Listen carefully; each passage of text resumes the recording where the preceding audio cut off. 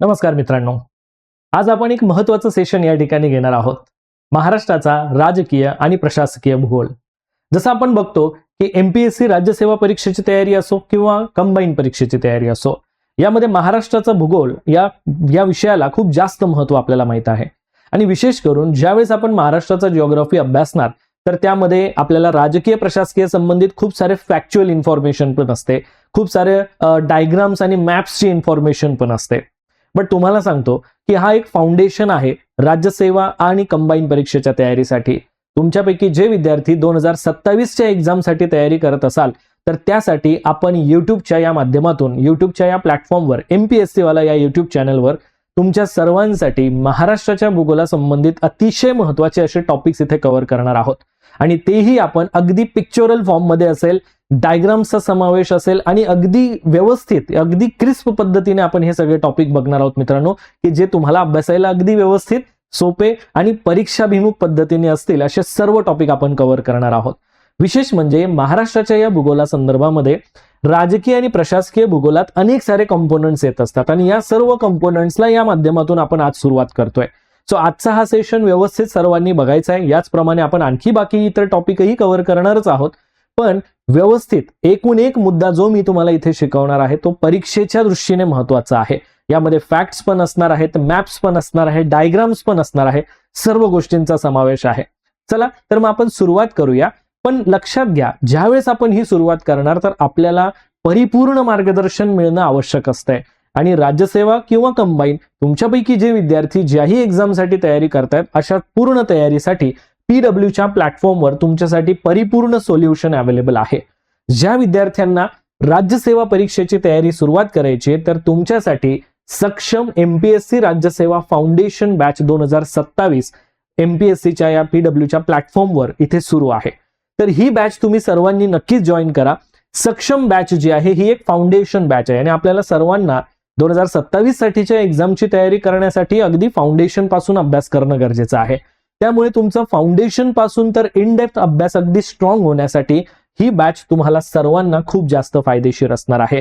आणि ही बॅच 27 जानेवारी पासून सुरू झालेली आहे. तर वेळ वाया न घालवता तुम्ही ही बॅच नक्कीच जॉईन करू शकतात. सोबतच संग्राम ही आपली कंबाईन एक्झामसाठी असलेली बॅच आहे. आता कंबाईनची तयारी करणाऱ्या विद्यार्थ्यांना सुद्धा हे सगळे टॉपिक अभ्यासणं आवश्यकच असते, पण सोबतच आपल्याला डिटेल स्टडी करणं गरजेचं आहे. तर कंबाईनचा अभ्यास करण्यासाठी विथ ब्रिज कोर्स तुम्हाला ही आपल्याला बॅच इथे उपलब्ध आहे, ज्यामध्ये अगदी बेसिक पासून, म्हणजे अगदी असा विद्यार्थी की ज्याला एमपीएससी परीक्षांबद्दल काहीच माहित नाहीये असाही विद्यार्थी ही बॅच जॉईन करून कंबाईनची परिपूर्ण तयारी व्यवस्थित करू शकतो. आणि यासाठी आपली ही संग्राम बॅच पीडब्ल्यूच्या प्लॅटफॉर्मवर असणार आहे. संग्राम बॅच जी आहे ही जस्ट तुम्हाला 3999 मध्ये उपलब्ध असणार आहे मित्रांनो. ही बॅच आता सुरू होणार आहे 10 फेब्रुवारी 2026 पासून. तर वेळ वाया न घालवता तुम्ही ही बॅच नक्कीच जॉईन करू शकतात कंबाईनच्या तयारीसाठी. तर आता आपण आपला सुरुवात करूया. जो टॉपिक आपला महाराष्ट्र आणि महाराष्ट्राचा राजकीय प्रशासकीय भूगोल जो की राज्यसेवासाठीही महत्वाचा आहे आणि कंबाईनसाठी सुद्धा महत्वाचा आहे. So let's begin to the topic all of you guys. महाराष्ट्राचा राजकीय प्रशासकीय भूगोल आपण इथे रिवाइज करणार आहोत. सोबत महाराष्ट्राचा प्राकृतिक भूगोल, यामध्ये नदी प्रणालीचा पण एक पॉइंट आपण इथे रिवाइज करणार.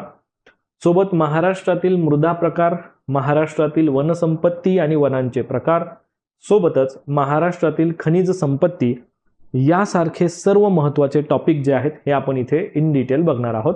आणि ह्या टॉपिक्सला आपण महत्त्वाची रिव्हिजन इथे देणार आहोत. सो यामध्ये राजकीय प्रशासकीय भूगोलाला आपल्याला माहिती आहे महत्त्व आहेच, प्राकृतिक भूगोलाला आणि नदी प्रणालीला पण महत्त्व आहे, मृदा प्रकारासंबंधित आपल्याला बरेचसे प्रश्न बघायला मिळत असतात, वनसंपत्ती आणि वनांचे प्रकारावर पण आपल्याला प्रश्न दिसतात, महाराष्ट्रातल्या खनिज संपत्तीवर आधारित पण आपल्याला अनेक प्रश्न दिसतात. त्यामुळे असे महत्त्वाचे टॉपिक्सला आपण या ठिकाणी आज इन डिटेल रिव्हिजन या ठिकाणी देणार आहोत. ओके, सो टॉपिकला सुरुवात करूया आपण आपल्या. सो एकंदरीत तुम्हाला या ठिकाणी महाराष्ट्राचा एक हा मॅप जो दिसतोय हा महाराष्ट्राचा राजकीय नकाशा आहे, ज्याला आपण पॉलिटिकल मॅप म्हणू शकतो किंवा त्याला ऍडमिनिस्ट्रेटिव्ह दृष्टिकोनातून पण आपण बघू शकतो.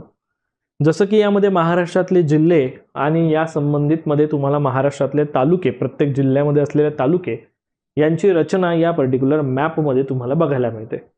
बट आपण डायरेक्टली या मॅपकडून डायरेक्टली राजकीय नकाशाकडे जाण्या अगोदर आपण जर एक महाराष्ट्राशी संबंधित थोडासा बॅकग्राऊंड जर लक्षात घेतला, महाराष्ट्राशी संबंधित एक थोडक्यात आपण इतिहास जर का समजून घेतला, तर मला वाटतं की आपण चांगल्यापैकी ही माहिती लक्षात ठेवू शकतो.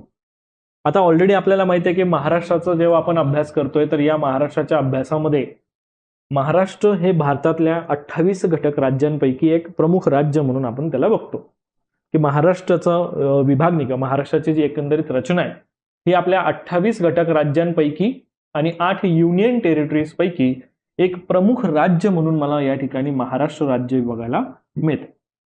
आणि ह्या महाराष्ट्र राज्याला विशेष महत्त्व जे प्राप्त झालेलं आहे, तर महत्त्व प्राप्त होण्याच्या दृष्टीने अनेक सारे मुद्दे इथे लक्षात घ्यावे लागतात, ज्यामध्ये महाराष्ट्राला जे महत्त्व प्राप्त झाले त्यामध्ये ऐतिहासिक, सांस्कृतिक, प्राकृतिक, आर्थिक आणि राजकीय अशा वेगवेगळ्या अनुषंगाने महाराष्ट्राला आपण विशेष महत्त्व प्राप्त आहे या दृष्टीने महाराष्ट्राचा आपण विचार करतो. मग सर तुम्ही जर इतिहास तुम्ही जर इतिहास सांगतायत आम्हाला, तर या इतिहासामध्ये आम्ही असं वाचलेलं आहे की महाराष्ट्राच्या नावामध्ये सुद्धा वेगवेगळ्या पद्धतीने अपभ्रंश झालेला दिसतो. जसं की आपण अगोदर त्याला मरहट्ट म्हणून ओळखतात काही जण, अगोदर त्याला नमूद केलेलं होतं महारट्ट म्हणून.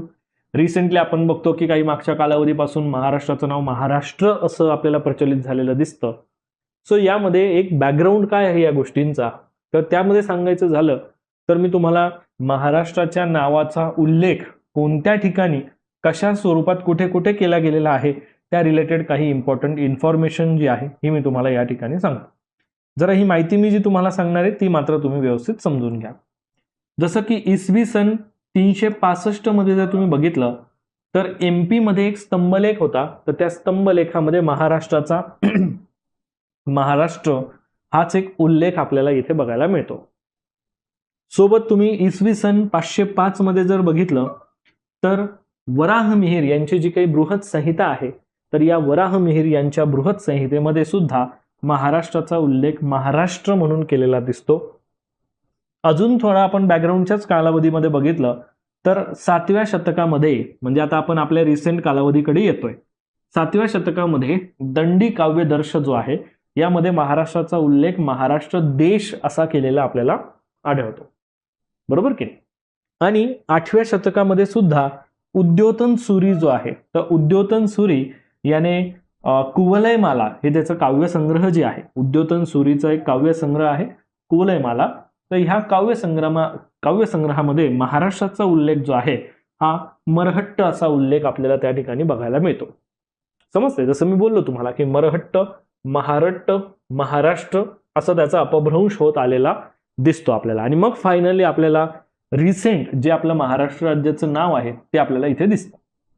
सोबतच 9व्या शतकामध्ये जर बघितलं तर 9व्या शतकामध्ये राजशेखर यांनी महाराष्ट्राचा एक भौगोलिक प्रदेशवाचक उल्लेख केलेला दिसतो.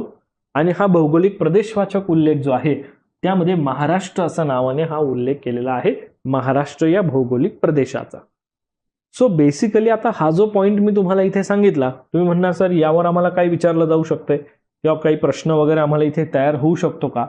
सो ऑब्व्हियसली ह्या गोष्टींवर जर तुम्ही बघणार तर इथे तुमचे मोस्टली जे प्रश्न आहेत, हे जे काही पार्ट मी तुम्हाला इथे सांगितले ना, ह्या गोष्टींवर जास्त होतील की कालखंड निहाय काय काय नावांमध्ये तुम्हाला उल्लेख बघायला मिळतो, कालखंड निहाय त्या नावांशी संबंधित कुणी, जसं आता वराहमिहिर यांच्या बृहत संहितेत महाराष्ट्र होता, दंडी काव्यदर्शामध्ये महाराष्ट्र देश होता, कुवलयमाला काव्यसंग्रहामध्ये मरहट्ट असा उल्लेख होता, राजशेखर यांनी प्रदेशवाचक उल्लेख महाराष्ट्र असा केला.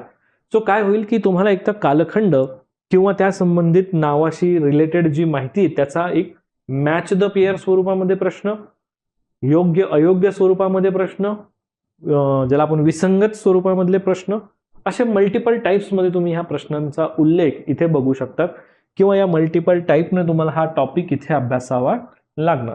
तर मी म्हणू शकेल की तुम्ही हे सगळ्या गोष्टी व्यवस्थित लक्षात ठेवून महाराष्ट्राच्या रिलेटेड नावाशी संबंधित, जसं आपण बघितलं की महाराष्ट्राचा हा जो पर्टिक्युलर पॉइंट आपण जो बघतोय हा वास्तविक काय की नावाच्या संबंधित महाराष्ट्राचा हा एकंदरीत आपण इतिहास बघतोय, बाकी दुसरं काय. समजलं, महाराष्ट्राच्या नावासंबंधित आपण या ठिकाणी इतिहास बघतोय की नावाचं रचना काय आहे. आता यामध्ये तुम्हाला अजून बघायला मिळतो की महाराष्ट्राच्या नावाशी संबंधित जो मी तुम्हाला इतिहास सांगितला, या इतिहासाचा विचार करत असताना एक अजून पॉइंट आहे की उदाहरणार्थ जसा हा भारत देश आहे, ठीक आहे, आता या भारत देशाचा जर तुम्ही विचार केला तर नर्मदा नदीमुळे काय झालं की या भारताचे दोन भाग झालेले दिसतात. एक आहे तुमचा उत्तरेकडचा भाग भारताचा आणि एक आहे तुमचा दक्षिणेकडचा भाग भारताचा. मग आता एक उत्तरेकडचा जो भाग आहे या भारताच्या भागाला नाव दिलेलं आहे आर्यवर्त भाग. जो उत्तरेकडचा भाग दिसतोय त्याला आर्यवर्त म्हटलं गेलेलं आहे आणि नर्मदा नदीच्या दक्षिणेकडचा जो आहे त्याला दक्षिणापथ असं नाव दिलेलं आहे. तो हा पॉइंट जरा तुम्ही लक्षात ठेवा की नावाशी संबंधित काय इतिहास आहे.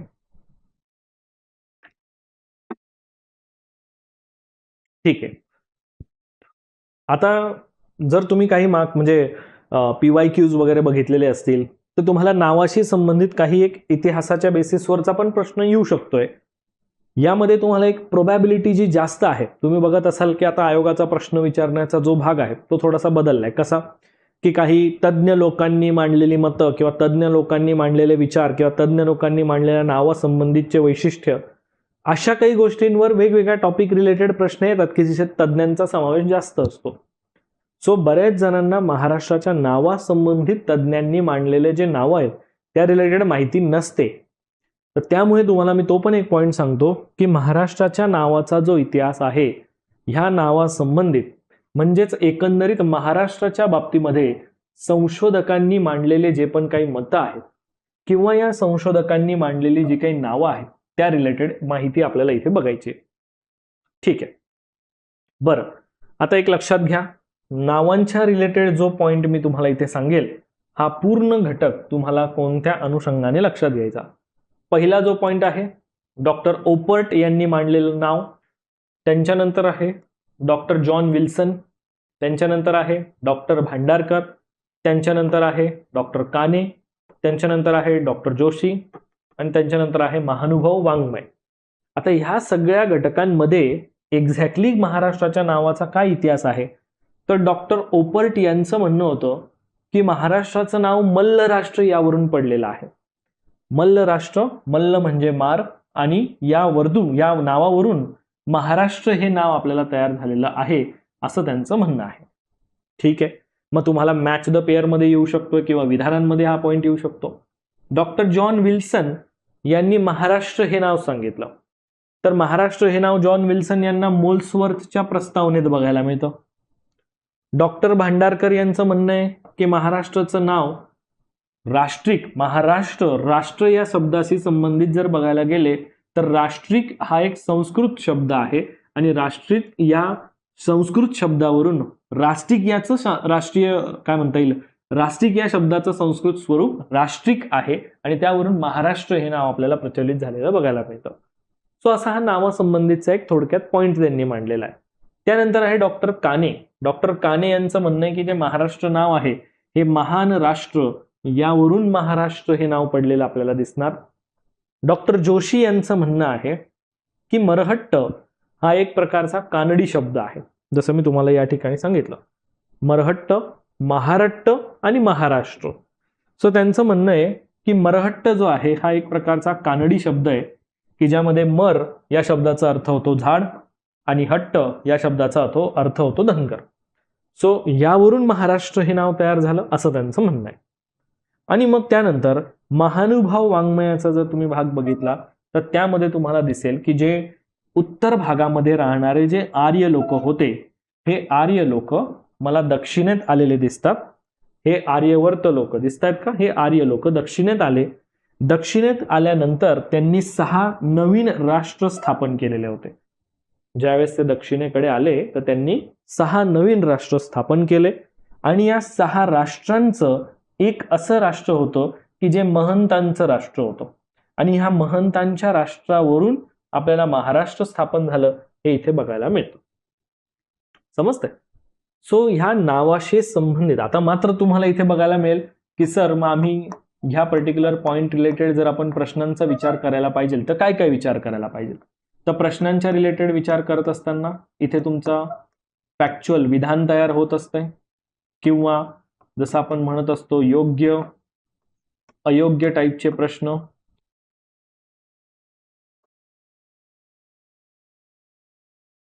योग्य अयोग्य, एखादा विसंगत पर्याय ओळखा,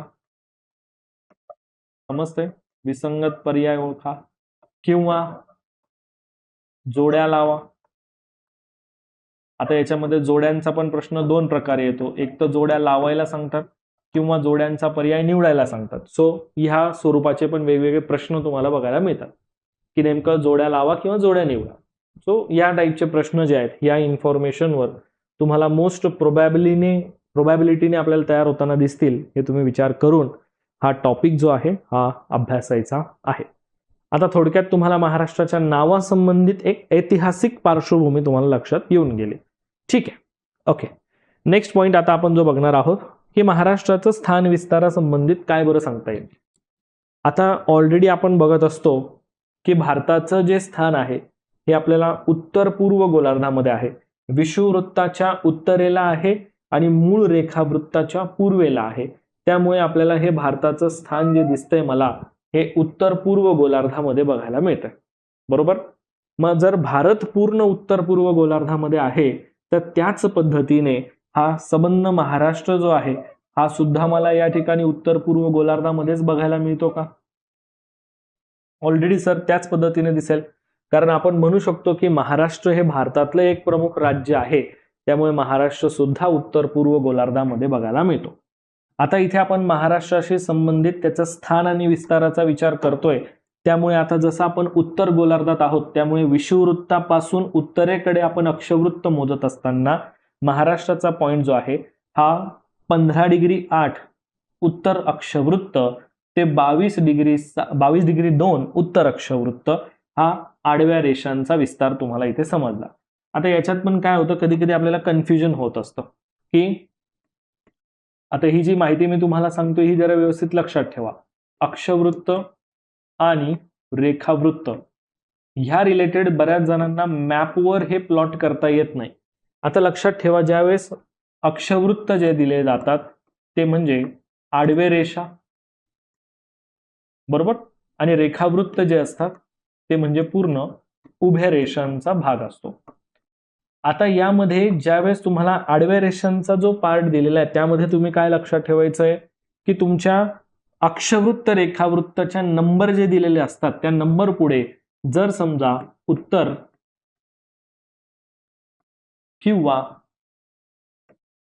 दक्षिण हा जर शब्द असेल तर तो अक्षवृत्तीय विस्तार झाला, आणि पूर्व आणि पश्चिम हा जर का शब्द त्या ठिकाणी दिलेला असेल तर तो रेखावृत्तीय विस्तार झाला असं आपण समजायचं. समजलं? आता इथे नंबरच्या पुढे बघा 15° उत्तर आहे, मग 15°8 उत्तर म्हणजे ते आडवी लाईन आहे, बरोबर का, आडवी लाईन. 22°2 उत्तर म्हणजे आडवी लाईन आहे, बरोबर. रेखावृत्तीय विस्तार इथे तुम्हाला बघायला मिळतो, रेखावृत्तीय विस्तार जो आहे तो म्हणजे आपण पूर्वेकडे जाताना मोजतो ना, मग इथे पहिली बाजू आपण पश्चिमेकडची मोजणार. 72°6 पूर्व, बघा पूर्व आला का म्हणजे रेखावृत्त आहे, ते आपल्याला 80° पूर्व म्हणजे आपल्याला रेखावृत्तीय विस्तार सुद्धा या ठिकाणी समजला. मग महाराष्ट्राचा अक्षवृत्तीय रेखावृत्तीय विस्ताराचा पॉइंट बघत असताना संपूर्ण महाराष्ट्र हे आपल्याला उत्तर पूर्व गोलार्धामध्ये बघायला मिळतं, आणि उत्तर पूर्व गोलार्धामध्ये असणारा हा महाराष्ट्र संपूर्ण भारताच्या दृष्टीने विचार केला तर मला पश्चिम भारतामध्ये बघायला मिळतो. ठीक आहे, म्हणजे कन्फ्युजनसाठी एक स्टेटमेंट तुम्हाला, म्हणजे कन्फ्युजन दूर करण्यासाठी एक स्टेटमेंट देतो. भारत असेल किंवा महाराष्ट्राचा विचार केलेला असेल तर हे आपल्याला उत्तर पूर्व गोलार्धामध्येच बघायला मिळतात. उत्तर पूर्व गोलार्धात आहे. सो हे बाय डिफॉल्ट तुम्ही लक्षात ठेवायचं. समजलं? उत्तर पूर्व गोलार्धामध्ये हे आपल्याला दिसून येतात. सो हा एक पॉइंट मॅप बेसिसवर तुम्हाला सांगण्याचं कारण बऱ्याचशा गोष्टी मॅपवर आपण जेव्हा बघतो त्या व्हिज्युअलाइज होत असतात, किंवा आपण एक्झाममध्ये जरी बघितलं तर एक्झाममध्ये आपल्याला त्या गोष्टी रिकॉल होण्यासाठी खूप सोपं जात असतं, म्हणून हा पॉइंट पण तुम्हाला मॅपवर सांगितला. आणि हे अक्षवृत्त रेखावृत्तीय विस्तार जो आहे ना, अक्षांश रेखांश, तर हे ओळखणंही सोपं आहे आणि तुम्हाला मॅपवर प्लॉट करणं पण सोपं आहे ज्यावेळेस तुम्हाला ही कन्सेप्ट क्लिअर होऊन जाते की आडव्या लाईन्स म्हणजे तुमच्या अक्षवृत्त रेखावृत्त विस्ताराचा जो नंबर दिलेला असतो त्यामध्ये उत्तर दक्षिण हा शब्द जर असेल तर समजून घ्यायचा आडव्या लाईन्स, आणि पूर्व पश्चिम हा जर शब्द असेल तर समजून घ्या उभ्या लाईन्स. हे तुम्ही इथे जरा साध्या सोप्या पद्धतीने हे लक्षात ठेवायचं, कारण इथेच बऱ्याच जणांना प्रश्न, बरेच विद्यार्थी पण इथे चुकत असतात. सो तसं तुम्ही चुका करायच्या नाही. ठीक आहे, बरं. हे झालं महाराष्ट्राचं स्थान आणि विस्ताराचा पॉइंट. ठीक आहे, आता एकंदरीत महाराष्ट्राचं स्वरूप आपण जरा बघूया की महाराष्ट्राची जी रचना आहे एकंदरीत आपल्याला दिसते, तर ही रचना आपल्याला कशी दिसते. तर यामध्ये बघा महाराष्ट्राचा जो पर्टिक्युलरली आकार आहे हा मला दिसतोय का बघा बरं, त्रिकोणाकृती. थोडा काय वाटतं तुम्ही म्हणणार सर त्रिकोणाकृती आकार कसं काय बरं म्हणतायत तुम्ही. त्रिकोणाकृती आकाराची रचना अशी आहे वास्तविक की कोकणकडची ही जी बाजू दिसते तुम्हाला, हा या पूर्ण त्रिकोणाचा पाया म्हटला जातो, आणि ह्या त्रिकोणाच्या पायाकडून निमुळतं टोक जर बघितलं तर आपल्याला हे गोंदियाकडे बघायला मिळतं. म्हणजे हे ओळखणं सोपं झालं की महाराष्ट्राचा आकार जो आहे हा वास्तव त्रिकोणाकृती दिसतोय, आणि त्याचा पाया जो आहे हा ॲज इट इज आपल्याला कोकणात दिसतो, त्याचं निमुळतं टोक जे आहे हे ॲज इट इज मला विदर्भात दिसतंय. सो ही प्रॅक्टिकल रचना झाली या महाराष्ट्राची रचना लक्षात ठेवण्यासाठी किंवा महाराष्ट्राचा भाग लक्षात ठेवण्यासाठी, आकार लक्षात ठेवण्यासाठी. ओके सर, महाराष्ट्राचं क्षेत्रफळ किती आहे. महाराष्ट्राचं क्षेत्रफळ आहे 3,07,713 स्क्वेअर किलोमीटर. महाराष्ट्राचं क्षेत्रफळ 3,07,713 स्क्वेअर किलोमीटर, की जे भारताच्या एकूण भौगोलिक क्षेत्रफळापैकी 9.36% क्षेत्र आपल्याला महाराष्ट्राने व्यापलेलं दिसत असते. किती आहे. 9.36% क्षेत्र हे एकट्या महाराष्ट्राने व्यापलेलं मला दिसून येत आहे. बरं ठीक आहे, मग आता यामध्ये तुम्हाला जसं प्रश्न पडला की महाराष्ट्राने 9.36% आहे, तर रँकिंगनुसार महाराष्ट्र कितवा लागतो बरं मग भारतामध्ये. तर यामध्ये रँकिंगनुसार जर बघितलं तर पहिला तुम्हाला बघायला मिळतो राजस्थान, दुसरा जो आहे तो म्हणजे MP, तिसरा जो आहे तो म्हणजे महाराष्ट्र. सो हे रँकिंगनुसार तुम्हाला लक्षात ठेवायचे आहेत. रँकिंगनुसार म्हणजे हा क्षेत्रफळाच्या दृष्टीने जर तुम्ही बघितलं तर क्षेत्रफळाच्या दृष्टीने हा तुम्हाला क्रम या ठिकाणी बघायला मिळतो की सगळ्यात जास्त राजस्थान, नंतर MP, नंतर महाराष्ट्र तिसरा. कारण महाराष्ट्राने व्यापलेले 9.36% क्षेत्र एकंदरीत भारताच्या पूर्ण भौगोलिक क्षेत्रफळाच्या पैकी आपल्याला महाराष्ट्राचं क्षेत्रफळ मला तेवढं दिसून आलं. That's it. एवढी गोष्ट फक्त लक्षात ठेवा. ठीक आहे सर, अजून काय बरं लक्षात घेण्यासारखं आम्हाला दिसतंय या ठिकाणी. अजून गोष्टी लक्षात ठेवण्यासारखी जी आहे ती मात्र तुम्हाला आता व्यवस्थित इथे बघायची. त्यामध्ये बघा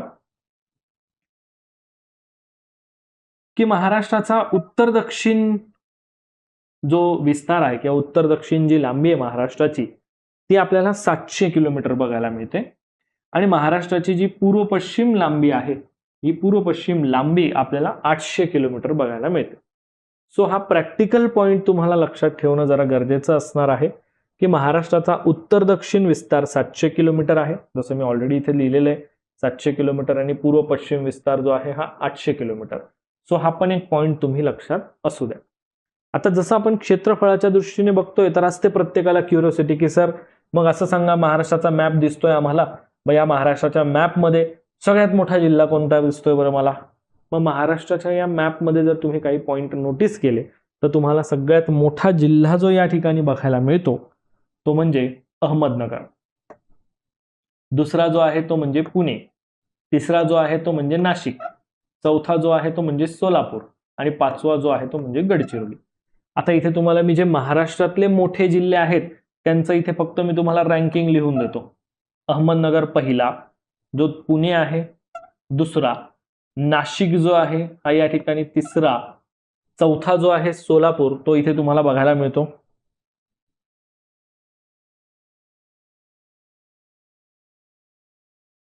सोलापूर, आणि पाचवा आहे गडचिरोली. बाकी जर तुम्ही बघितलं ना तर पहिले जे 4 जिल्हे आहेत, पहिले 4 जिल्हे हे प्रत्येक 4 जिल्हे एकमेकांना लागून दिसतील. जसं मी तुम्हाला सांगितलं नगरला लागून आहे पुणे, पुणेला लागून आहे नाशिक, नगरला लागून आहे नाशिक, आणि इथे तुम्हाला पुण्यालाच लागून बघायला मिळतो इकडे सोलापूर.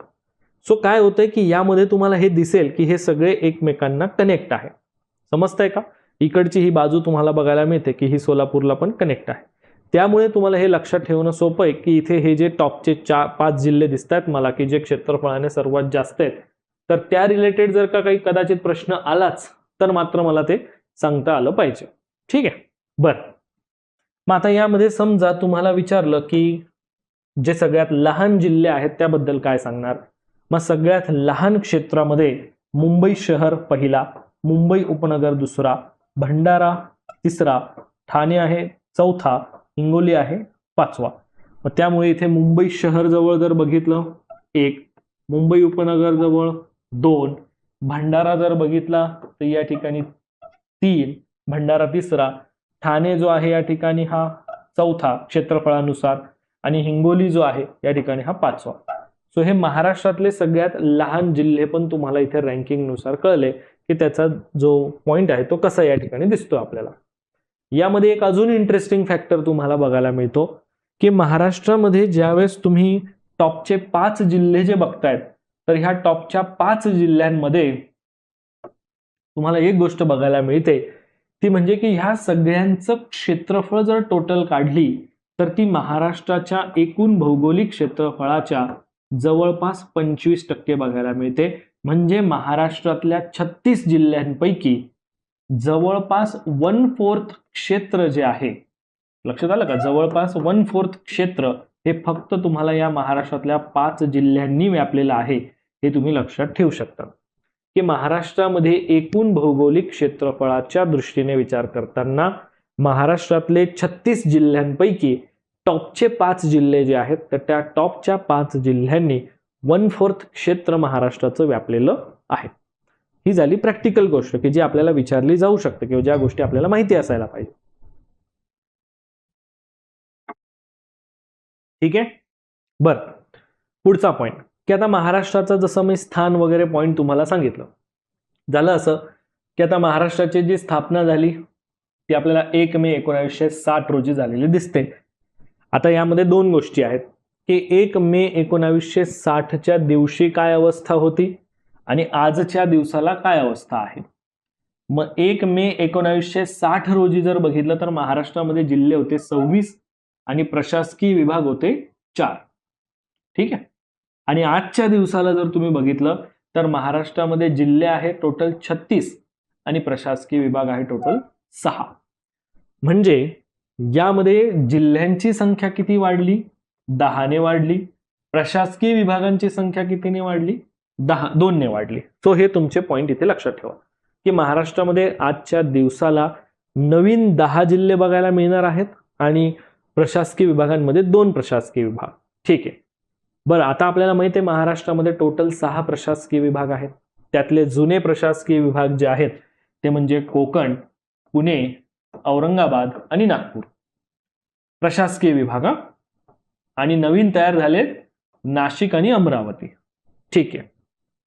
आणि जसं मी बोललो तुम्हाला की महाराष्ट्राचं स्थान रिलेटेड पॉइंट बघितला आपण की महाराष्ट्र असो किंवा भारत, कारण भारतातलंच एक राज्य म्हणून आपण महाराष्ट्राचा विचार करतो, त्यामुळे भारतातलंच एक राज्य म्हणून विचार करत असताना महाराष्ट्र जो आहे आणि भारत जो आहे हा उत्तर पूर्व गोलार्धात दिसतो. पण महाराष्ट्र हे भारताच्या 28 घटक राज्यांपैकी एक महत्वपूर्ण राज्य आहे आणि भारताची आजची रचना जी आहे ती 28 घटक राज्य आणि 8 केंद्रशासित प्रदेश, 8 युनियन टेरिटरी ही आजची पूर्ण भारताची ही रचना दिसते आणि यामध्ये महाराष्ट्र एक प्रमुख राज्य म्हणून आपण बघतो. आता जसं मी तुम्हाला अक्षवृत्त रेखावृत्तांचा जो विस्तार सांगितला, जसं मी बोललो की आडव्या लाईन्स आहे त्यामध्ये तुम्हाला लक्षात काय ठेवायचंय, उत्तर दक्षिण काय दिलेलं आहे ते लक्षात ठेवायचंय. उभ्या रेषांच्या बाबतीत विचार करताना पूर्व रेखावृत्त दिलेलं आहे.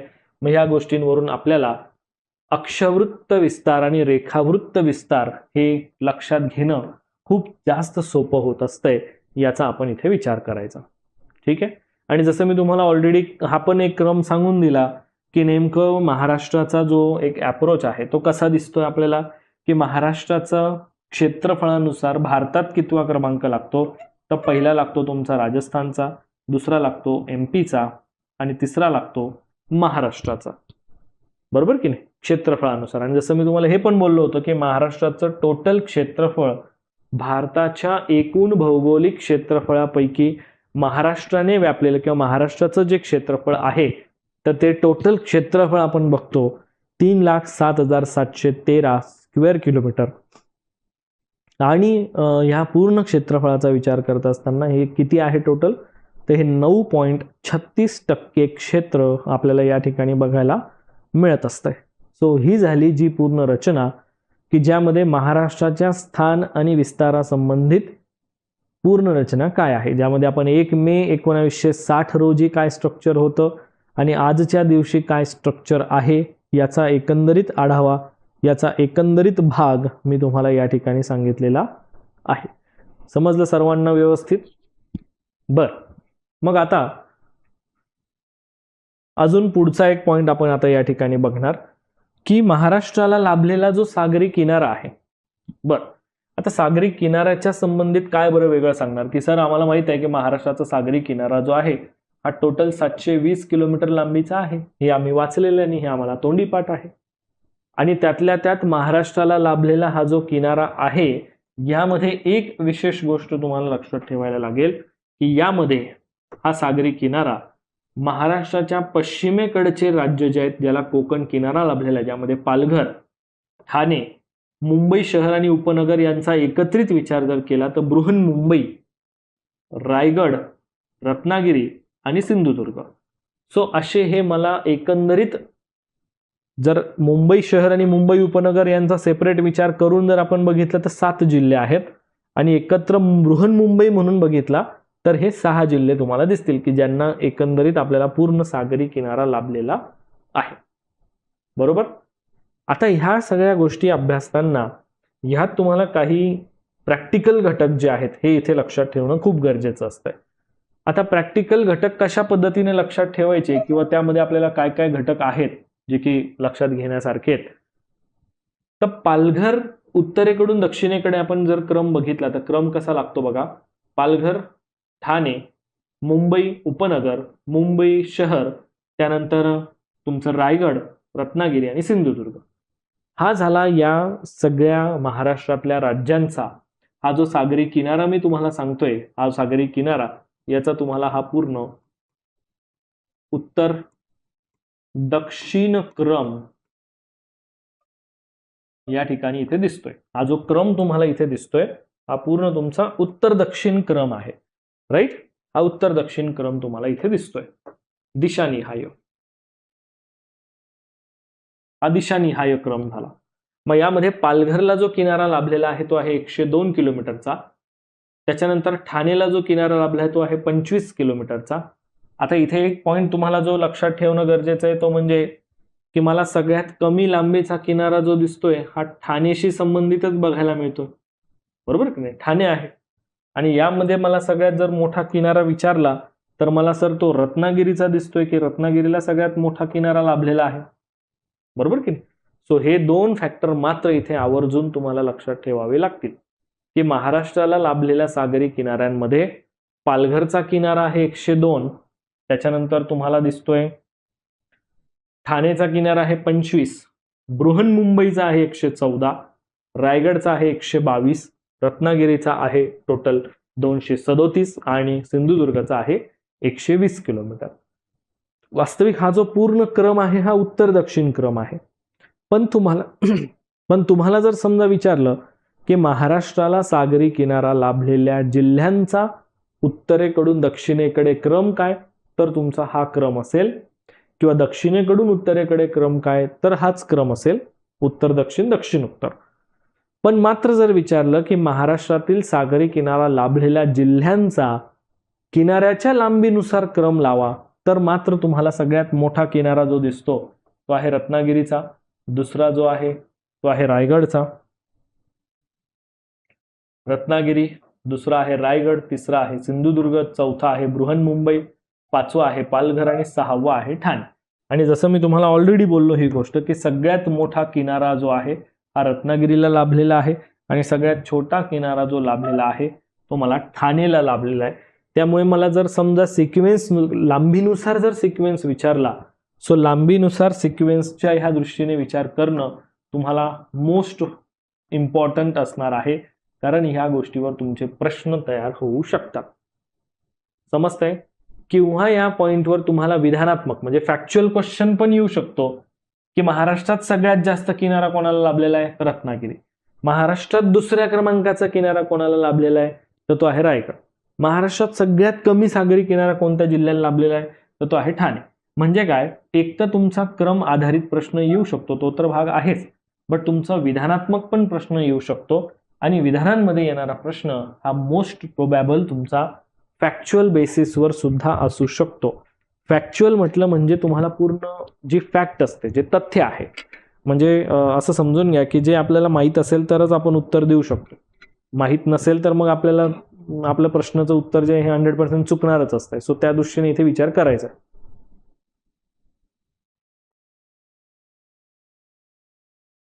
बरं, तुम्हाला या गोष्टी ज्या मी सांगितल्या त्या समजल्या का आता व्यवस्थित? बरं, पुढचा पॉइंट आपण बघूया. आय होप सो तुम्हाला आता हे लक्षात आलं की महाराष्ट्राला लाभलेल्या सागरी किनाऱ्याशी संबंधित जरी मला प्रश्न विचारले गेले तर ते कोणत्या ॲप्रोचचे असतील त्याचा अंदाज तुम्हाला आला. पुढचा पॉइंट हा पण एक इम्पॉर्टंट पॉइंट आता आपण बघणार आहोत की महाराष्ट्र आणि महाराष्ट्राच्या शेजारील असलेले राज्य. हा मॅप जो आहे हा एकदा व्यवस्थित बघा पूर्ण सर्वांनी. ह्या पूर्ण मॅपमध्ये काय काय दिलेलं आहे त्याचा एकदा विचार करा. बघा बरं जरा एव्हरीवन, तुम्हाला दिसेल की या पर्टिक्युलर मॅपमध्ये महाराष्ट्राच्या शेजारी असलेले 6 राज्य आणि एक युनियन टेरिटरी तुम्हाला बघायला मिळतो. बघा बरं दिसतंय का? यामध्ये जे 6 राज्य आहेत त्या 6 राज्यांमध्ये गुजरात, मध्य प्रदेश, छत्तीसगड, तेलंगणा, कर्नाटक आणि दक्षिण बाजूला गोवा. सो असे हे 6 राज्य आणि एक युनियन टेरिटरी जो आहे तो म्हणजे गुजरात आणि पालघरच्या जवळ तुम्हाला दादर नगर हवेली दिसतंय का? बघा बरं, गुजरात आणि पालघरच्या जवळ तुम्हाला दादर नगर हवेली दिसत असेल. सो आता ह्या पर्टिक्युलर गुजरात आणि पालघरमध्ये असलेलं दादर नगर हवेली हे एक युनियन टेरिटरी म्हणून विचारात घेतलं जातं. त्यातल्या त्यात तुम्हाला या मॅपमध्ये अजून एक गोष्ट दिसत असेल की ज्यामध्ये तुम्हाला काही अंक लिहिलेले आहेत मी, की जे पिवळ्या रंगाने लिहिलेले आहेत, येलो कलरने लिहिलेले आहेत, आणि काही नावं जे आहेत जिल्ह्यांचे त्याला मी व्हाईट कलरने सर्कल केलेलं आहे. दिसतंय सर्वांना? बरं, आता हे का केलेलं असेल त्याचंही एक विशेष कारण आहे. कारण की जर तुम्ही बघितलं तर महाराष्ट्रातले जे येल्लो कलरने नावं मी लिहिलेले जिल्हे जे दिसत आहेत किंवा जे नंबर लिहिलेले आहेत तर ते असे जिल्हे तुम्हाला दिसतील की जे महाराष्ट्राच्या शेजारच्या राज्यांना लागून आहेत. समजतंय सर्वांना? म्हणजे हे जे येल्लो कलरमध्ये मी जेवढे पण नावं लिहिलेले आहेत ना, हे बघा, हे महाराष्ट्राच्या शेजारच्या राज्यांना कनेक्टेड असलेले महाराष्ट्रातले जिल्हे आहेत. आणि जे मी व्हाईट कलरचं सर्कल लावलेलं आहे तर ते जे जिल्हे आहेत ते महाराष्ट्रातले असे जिल्हे आहेत की ज्यांची कोणतीही सीमा शेजारच्या राज्यांना कनेक्टेड नाही. मग ह्यामध्ये तुम्हाला या स्लाइडवर 2-4 गोष्टी जरा डिटेलमध्ये लक्षात ठेवायच्या आहेत. पहिली की महाराष्ट्राच्या शेजारी असलेले जे राज्य आहेत त्यांचा घड्याळाच्या काट्याच्या दिशेनुसार काय क्रम असतो? मग तर क्रम जर बघितला तर तुम्हाला गुजरात, मध्य प्रदेश, छत्तीसगड, तेलंगणा, कर्नाटक आणि गोवा हा झाला घड्याळाच्या काट्याच्या दिशेनुसार असलेला क्रम. जर तुम्हाला अँटी क्लॉकवाईज विचारलं तर तुम्हाला गोवा, कर्नाटक, तेलंगणा, छत्तीसगड, मध्य प्रदेश आणि गुजरात असा हा अँटी क्लॉकवाईजचा पण तुम्हाला प्रश्न विचारला जाऊ शकतो. ठीक आहे, आता ह्या सगळ्या भागांमध्ये महाराष्ट्रातले जिल्हे कोणते आहेत की जे शेजारच्या राज्यांना लागून आहेत?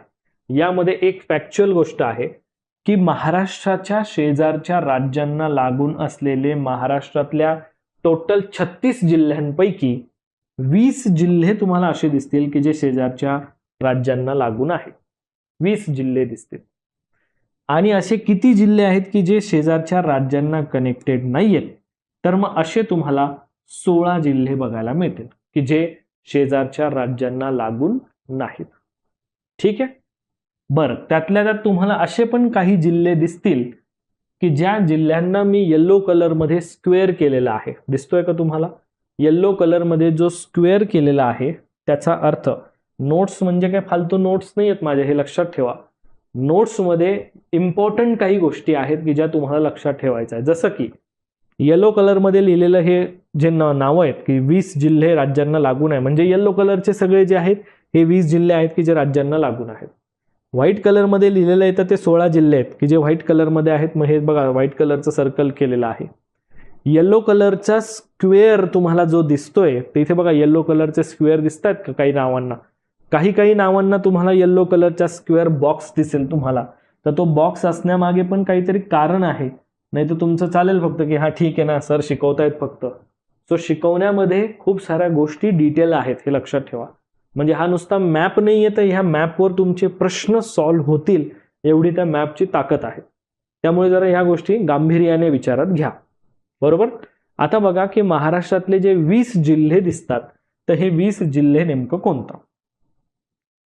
इथे मला पहिला जिल्हा दिसतोय पालघर, दुसरा आहे मोजून दाखवतोय लक्षात ठेवा, दुसरा आहे नाशिक, तिसरा आहे धुळे, चौथा आहे नंदुरबार, पाचवा दिसतोय जळगाव, सहावा जिल्हा आहे बुलढाणा, सातवा जिल्हा आहे अमरावती, आठवा जिल्हा आहे नागपूर, नववा जिल्हा आहे भंडारा, 10वा जिल्हा आहे गोंदिया, 11वा आहे गडचिरोली, 12वा आहे चंद्रपूर, 13वा आहे यवतमाळ, 14वा आहे नांदेड, 15वा आहे लातूर, 16वा आहे उस्मानाबाद, 17वा आहे सोलापूर, 18वा दिसतोय सांगली, 19वा आहे कोल्हापूर आणि असा 20वा जिल्हा दिसतोय तो आहे म्हणजे सिंधुदुर्ग. सो असे हे 20 जिल्हे जे मी दाखवले हे 20 जिल्हे शेजारच्या राज्यांना कनेक्टेड आहे. म्हणजे 16 जिल्हे नाही आहेत कनेक्टेड, तर मग असे 16 जिल्ह्यांचे 16 क्रमांक बघा, ज्यामध्ये मुंबई उपनगर, मुंबई शहर, ठाणे तिसरा, पुणे चौथा, रायगड पाचवा, रत्नागिरी सहावा, सातारा सातवा, नगर आठवा, औरंगाबाद म्हणजे आजचा छत्रपती संभाजीनगर 9वा, जालना 10वा, बीड 11वा, परभणी 12वा, हिंगोली 13वा, वाशिम 14वा, अकोला 15वा आणि वर्धा 16वा. सो असे हे 16 जिल्हे तुम्हाला दिसतील की ज्यांची सीमा कोणत्याही राज्याला लागून नाही आजूबाजूच्या, याचा तुम्ही विचार करायचा. आणि मी जसं तुम्हाला बोललो की महाराष्ट्रामध्ये तुम्हाला असे काही जिल्हे बघायला मिळणार आहेत की जे जिल्हे शेजारच्या राज्यांना लागून आहेत पण 2-2 राज्यांना लागून आहेत. म्हणजे महाराष्ट्रातले 7 जिल्हे तुम्हाला असे दिसणार आहेत की जे 2 राज्यांना कनेक्टेड आहे. जसं की पालघर आहे समजून घ्या, पालघर दिसेल की जो दादर नगर हवेली आणि गुजरात दोघांना लागून आहे. बरं, इथे तुम्हाला धुळे दिसतोय का, तर धुळे असा जिल्हा आहे की जो एमपीला पण लागून आहे गुजरातला पण लागून आहे. इथे तुम्हाला नंदुरबार दिसतोय की जो 2 राज्यांना लागून आहे, गुजरात पण आहे आणि एमपी पण आहे. इथे तुम्हाला गोंदिया बघायला मिळतोय का बघा बरं, हा गोंदिया जो दिसतोय हा तुम्हाला एमपीला पण कनेक्टेड आहे आणि छत्तीसगडला पण कनेक्टेड तुम्हाला दिसतोय, राईट. बरं, त्याच्यानंतर गडचिरोली दिसतोय का बघा बरं, तर गडचिरोली जर हा सुद्धा 2 राज्यांना लागून आहे, एक छत्तीसगड आणि इकडचा हा तेलंगणाला लागून आहे. नांदेडचा जर विचार केला तर नांदेड सुद्धा 2 राज्यांना लागून आहे, एक तेलंगणा आणि कर्नाटकला लागून आहे. त्यानंतर सिंधुदुर्ग जो दिसतोय तुम्हाला तर सिंधुदुर्ग सुद्धा 2 राज्यांना लागून आहे, त्यामुळे तुम्ही त्याचा पण एक पॉइंट विचारात घेणं गरजेचं आहे. सो महाराष्ट्रामध्ये मला असे एकंदरीत 7 जिल्हे बघायला मिळतात की जे रिस्पेक्टिव्हली 2-2 राज्यांनाच लागून आहेत. मग ज्यामध्ये या राज्यांची नावं जर बघितली तर पालघर, धुळे, नंदुरबार, गोंदिया, गडचिरोली, नांदेड आणि सिंधुदुर्ग. आय होप सो आता हा जो पॉइंट मी तुम्हाला इथे सांगितला तो एकदम व्यवस्थित तुम्हाला लक्षात आलेला असेल की नेमकं यामध्ये काय घटक आहेत आणि कसे घटक आहेत. Okay, that's it. Next point आता आपण या ठिकाणी जरा बघूया.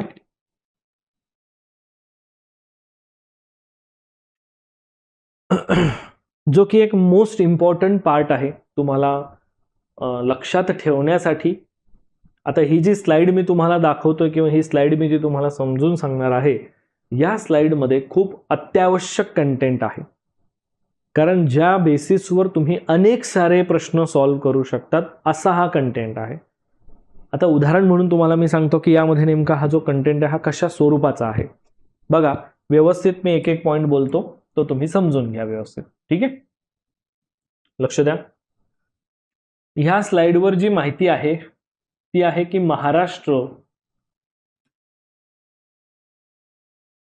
महाराष्ट्राला लागून असलेले शेजारचे राज्य आणि शेजारच्या राज्यांना लागून असलेले महाराष्ट्रातले जिल्हे, असे दोन गोष्टी आपण इथे बघणार.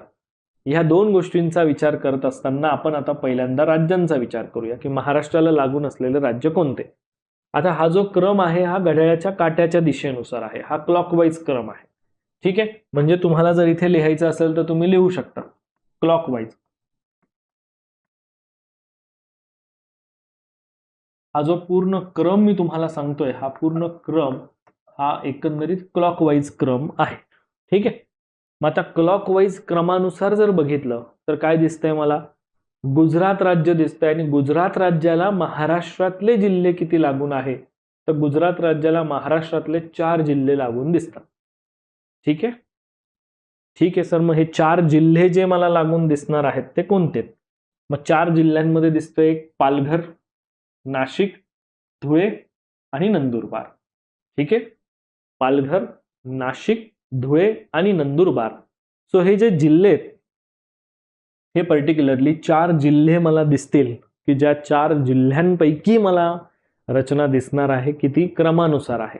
म्हणजे पालघर, नाशिक, धुळे, नंदुरबार हा जो मी क्रम सांगितला हा सुद्धा तुमचा घड्याळाच्या काट्याच्या दिशेनुसारच आहे, याचा तुम्ही विचार करायचा. जसं की मी या ठिकाणी सांगितलं तुम्हाला, बघा पालघर, नाशिक, धुळे, नंदुरबार म्हणजे घड्याळाचे काटे असेच फिरतात ना, त्याप्रमाणे.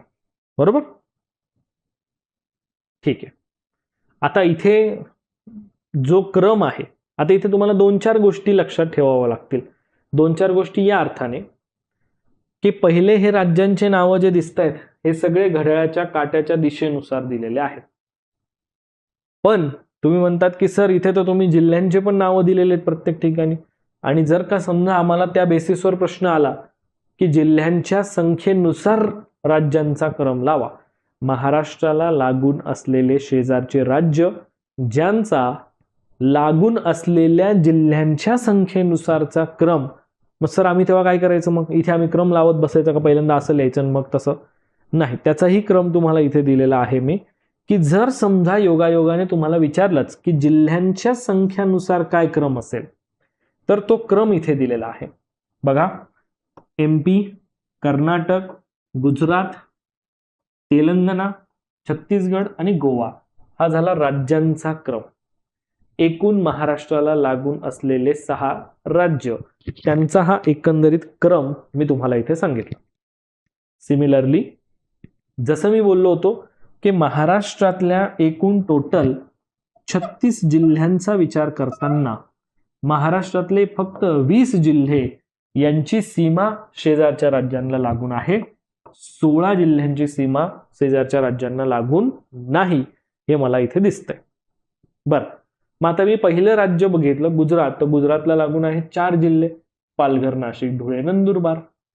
एमपीचा विचार केला तर MP हे असं राज्य आहे महाराष्ट्राच्या शेजारचं की ज्याला महाराष्ट्रातले सगळ्यात जास्त जिल्हे लागून आहेत आणि महाराष्ट्रातले टोटल एकूण 8 जिल्हे लागून आहेत. असा हा MP राज्याचा जर आपण विचार केला तर महाराष्ट्रातले जे 8 जिल्हे मला दिसत आहेत लागून, त्याचा क्रम बघा ना तुम्ही, क्रम बघितला तुम्हाला गोष्ट क्लिअर होईल की यामध्ये MP ला लागून असलेले महाराष्ट्रातले जिल्हे नंदुरबार, धुळे, जळगाव, बुलढाणा, अमरावती, नागपूर, भंडारा आणि गोंदिया. समजतंय? सो ह्या स्वरूपाची ही रचना आहे की MP ला लागून असलेल्या या महाराष्ट्रातल्या जिल्ह्यांमध्ये महाराष्ट्रातले 8 जिल्हे आहेत, नंदुरबार, धुळे, जळगाव, बुलढाणा, अमरावती, नागपूर, भंडारा, गोंदिया. तुम्ही म्हणा सर काही काही ठिकाणी असं हे कलर का दिसतंय बरं, हे रंगपंचमी सारखं आम्हाला दिसतंय जरा वेगवेगळे कलर. त्या कलरमध्ये सुद्धा एक अप्रोच लपलेला आहे ऑलरेडी. तो अप्रोच काय असेल तो तुम्हाला एक हिंट देऊन देतो आत्ताच.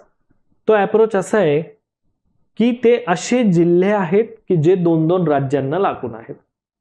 समजा जे असे जिल्हे आहेत की जे 2-2 राज्यांना लागून आहे. जेव्हा मी तुम्हाला 2 राज्यांना लागून असलेले जिल्हे सांगेल तेव्हा तो पण पॉइंट मी तुम्हाला क्लिअर करून देईल. ठीक आहे. बरं, आता गुजरात आणि एमपी या दोघांचा पण भाग झाला. एमपी ला लागून असलेल्या जिल्ह्यांचा जो क्रम मी सांगितला तो क्लॉकवाईज क्रम आहे. बर, छत्तीसगड पुढचं राज्य आहे क्रमानुसार बघत असताना, घड्याळाच्या काट्याच्या दिशेनुसार जाताना. मग छत्तीसगडला लागून असलेले महाराष्ट्रातले 2 जिल्हे आहेत फक्त, म्हणजे 2 जिल्हे म्हणजे गोंदिया आणि गडचिरोली, हे 2च जिल्हे आहेत.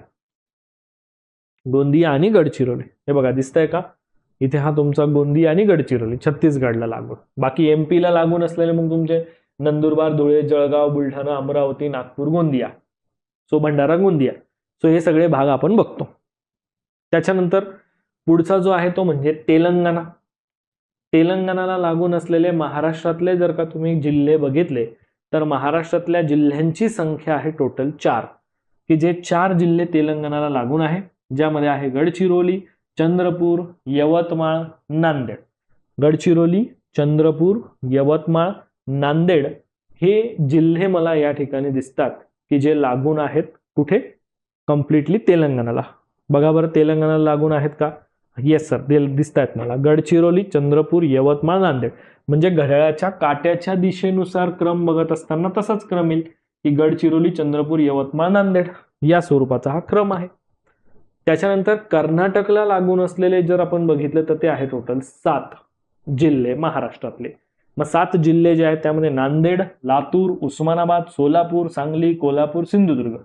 ह्यामध्ये ना फॅक्च्युअल गोष्टी खूप जास्त आहेत बरं का, म्हणजे महाराष्ट्राच्या राजकीय प्रशासकीय रचना आपण जेव्हा बघतो ना, यामध्ये खूप साऱ्या फॅक्च्युअल गोष्टी जास्त दिसतील तुम्हाला, त्यामुळे हे फॅक्च्युअल गोष्टींकडे लक्ष द्या.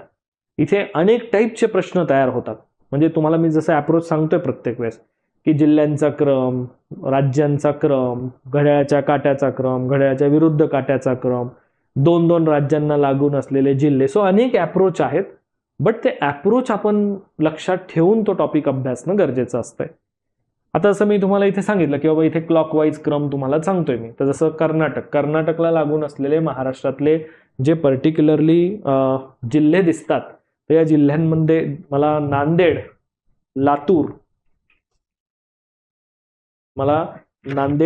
लातूर, उस्मानाबाद, सोलापूर, सांगली, कोल्हापूर, सिंधुदुर्ग यासारखे मला पर्टिक्युलरली स्पेसिफिकली कर्नाटक या राज्याला लागून असलेलेच महाराष्ट्रातले जिल्हे बघायला मिळतात. फॅक्ट आहेत आणि फॅक्ट या मोस्ट इम्पॉर्टंट असतात. त्यानंतर आहे गोवा राज्य, की ज्या गोवा राज्याला फक्त एकच जिल्हा लागून आहे, सिंधुदुर्ग. आणि त्यानंतर आहे एक युनियन टेरिटरी की जे आहे दादर नगर हवेलीला लागून असलेला पालघर. कळतंय? आता जसं मी बोललो की काही जिल्हे तुम्हाला असे दिसतील या सगळ्यांपैकी की जे 2-2 राज्यांना लागून आहे. जसं आता हा व्हाईट कलर हायलाइट आहे, म्हणजे ह्या 2 राज्यांना लागून असलेला दिसतोय. बरं, मग आता एक एक पॉइंट बघूया. जसं जर तुम्ही नंदुरबारचा विचार केला तर नंदुरबार हा एक असा जिल्हा तुम्हाला बघायला मिळतो की जो मला गुजरात आणि एमपी या दोघांना लागून आहे. हे बघा, नंदुरबार गुजरातला पण लागून आहे, एमपीला पण लागून आहे. बरं, दुसरा जिल्हा आहे धुळे. मग धुळे मला दिसतोय की जो गुजरातला पण लागून आहे, एमपीला पण लागून आहे. तिसरा दिसतोय मला जो गोंदिया मला इथे एमपीला पण लागून आहे आणि छत्तीसगडला पण लागून आहे. चौथा जिल्हा दिसतो मला गडचिरोली, जो गडचिरोली मला छत्तीसगडला पण लागून आहे, गडचिरोली तेलंगणाला पण लागून आहे. पुढचा दिसतोय मला 5व्या क्रमांकाचा नांदेड मला तेलंगणाला पण लागून आहे, कर्नाटकला पण लागून आहे. त्याच्यानंतर मला दिसतोय 6व्या क्रमांकावर सिंधुदुर्ग, की जो सिंधुदुर्ग कर्नाटकला पण लागून आहे आणि इथे गोवाला पण लागून आहे, कर्नाटक पण आणि गोवा पण. त्याच्यानंतर आहे पालघर, की जो पालघर मी तुम्हाला सांगितलं की दादर नगर हवेलीला पण आणि गुजरातला पण लागून आहे. असे टोटल मला 7 महाराष्ट्रातले जिल्हे दिसतील की जे प्रत्येकी 2-2 राज्यांना कनेक्टेड आहे, त्यामुळे त्याचाही एक इम्पॉर्टंट पॉईंट आपला इथे क्लिअर होऊन जातो. सो आता महाराष्ट्र आणि महाराष्ट्रातले एकूण जिल्हे आणि महाराष्ट्रातले जिल्हे लागून असलेले शेजारचे राज्य आणि शेजारच्या राज्यांना लागून असलेली ही रचना, घड्याळाच्या काट्याच्या दिशेनुसार क्रम. सो एकंदरीत ओव्हरऑल तुम्हाला समजेल अशा फॅक्च्युअल प्रमाणे मी तुम्हाला हा पॉईंट जो आहे हा इथे सांगितलेला आहे. आय होप सो आणि तुम्हाला ही गोष्टी जे मी बोलतोय ते एकदम व्यवस्थित लक्षात येत आहे. Right everyone? बर, पुढचा पॉईंट. आता आपल्याला जो एक मोस्ट इम्पॉर्टंट भाग या ठिकाणी जो समजून घ्यायचा आहे तो म्हणजे महाराष्ट्रातल्या जिल्हा निर्मितीचा भाग.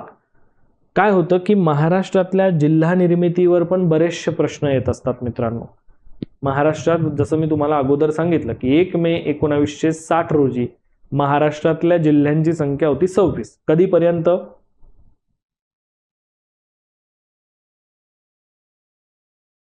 तर 1 मे 1960 पासून 1 मे 1960 पासून ज्या वेळेस आपल्याला दिसतंय की महाराष्ट्राची स्थापना झाली तर त्या स्थापनेपासून तर साधारण 1 मे 1981 पर्यंत महाराष्ट्रातल्या जिल्ह्यांची संख्या ही मला 26 बघायला मिळते. आणि आजच्या दिवसाला हेच जिल्ह्यांची संख्या मला टोटल 36 बघायला मिळते. सो यामध्ये काय झालं, एकंदरीत मी जर बघायला गेलो तर मला हे दिसून आलं की महाराष्ट्रामध्ये +10 ही मला या ठिकाणी वाढ झालेली दिसते. म्हणजे +10 नवीन जिल्हे मला इथे तयार झालेले दिसतील. ठीक आहे, बरं. म्हणजे नवीन 10 जिल्हे तयार झाले. सर मग आम्हाला क्रम विचारतील का बरं त्या गोष्टीवर की 10 जिल्ह्यांचा क्रम सांगा? कदाचित तसंही विचारलं जाऊ शकतंय. त्यामुळे लक्षात ठेवण्यासाठी मी तुम्हाला इथे जिल्ह्यांचा क्रम सुद्धा दिलेला आहे. बघा, पहिला जिल्हा जो आहे तो म्हणजे सिंधुदुर्ग हा महाराष्ट्रातला पहिला जिल्हा, जालना दुसरा, लातूर तिसरा जिल्हा आहे, गडचिरोली चौथा, मुंबई उपनगर पाचवा जिल्हा, नंदुरबार सहावा, वाशिम सातवा, गोंदिया आठवा, हिंगोली नववा आणि पालघर महाराष्ट्रातला 10वा. सो असे हे टोटल महाराष्ट्रातले 10 जिल्हे तुम्हाला दिसत आहेत की जे 10 जिल्हे क्रमानुसार कसे तयार झाले. मग आता तुम्हाला कदाचित या 10 पैकी कोणतेही 4 विचारतील किंवा पहिले 4 विचारतील किंवा अलीकडचे 4 विचारतील. ठीक आहे, सो यांचं समजून घ्या की कदाचित जुन्यापासून नवीनपर्यंत, नवीनपासून जुन्यापर्यंत म्हणजे असा क्रम तुम्हाला विचारला जाईल. सो अनेक सारे क्रमाचे अप्रोच आहे या ठिकाणी. सो माझा जो तुम्हाला एक अप्रोच सांगण्याचा जो पॉइंट आहे की इथे जो प्रश्न येऊ शकतो तर इथे तुमचा मोस्ट प्रोबॅबल क्वेश्चन हा क्रम आधारित असू शकतो की ज्यामध्ये क्रम जे आहेत हे वेगवेगळ्या प्रकारचे अनेक सारे क्रम तुम्हाला लक्षात ठेवावं लागतील. समजतंय? अनेक वेगवेगळे क्रम तुम्हाला इथे लक्षात घ्यावे लागतील.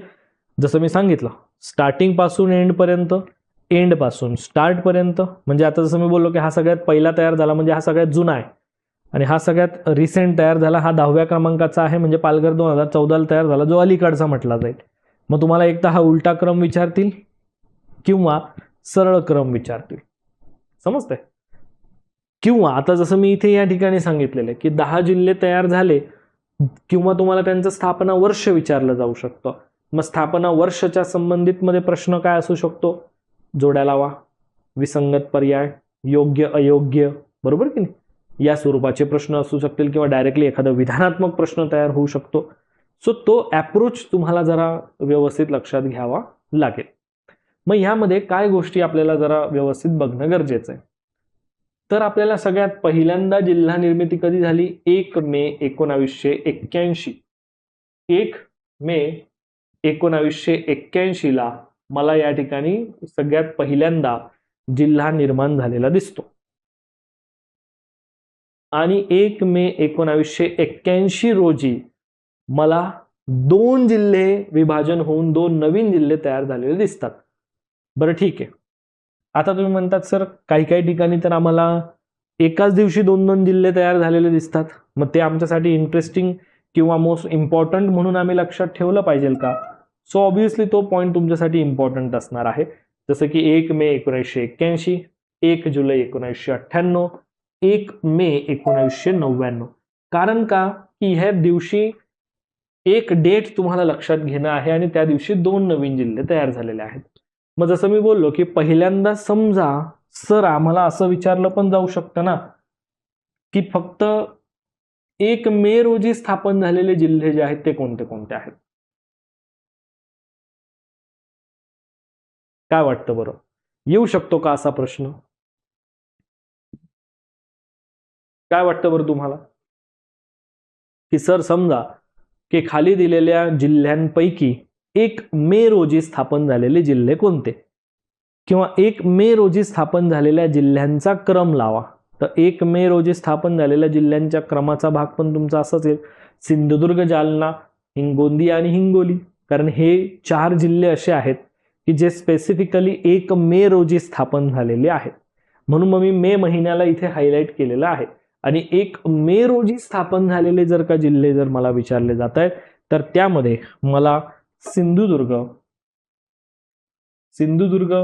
जालना, गोंदिया आणि हिंगोली हे जिल्हे मात्र इथे मला लक्षात ठेवणं मोस्ट इम्पॉर्टंट आहे.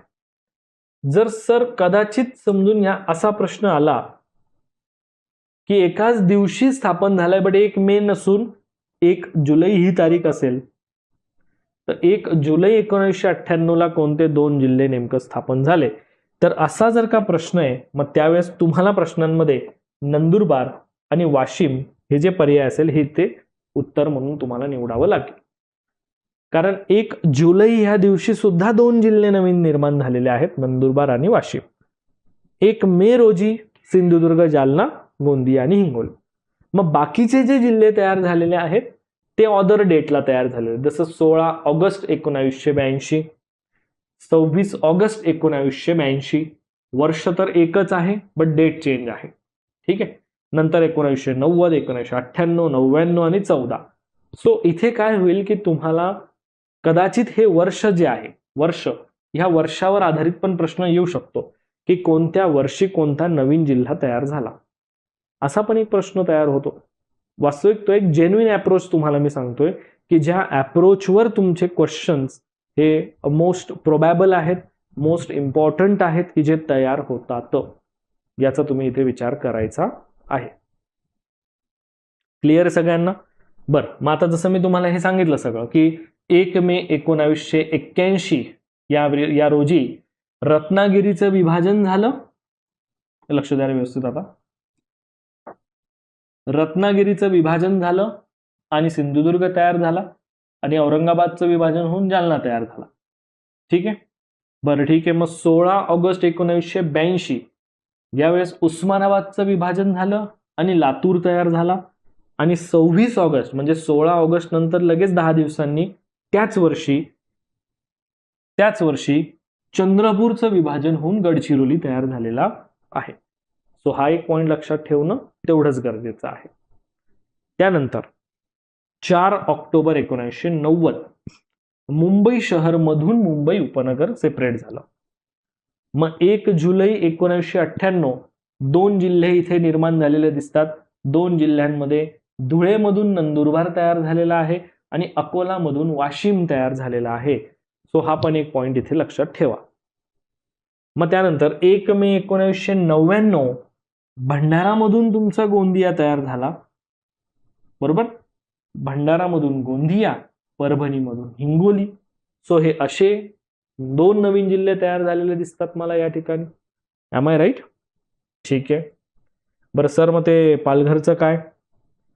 1 ऑगस्ट 2014 रोजी 1 ऑगस्ट 2014 रोजी ठाणेमधून पालघर तयार झालेला आहे.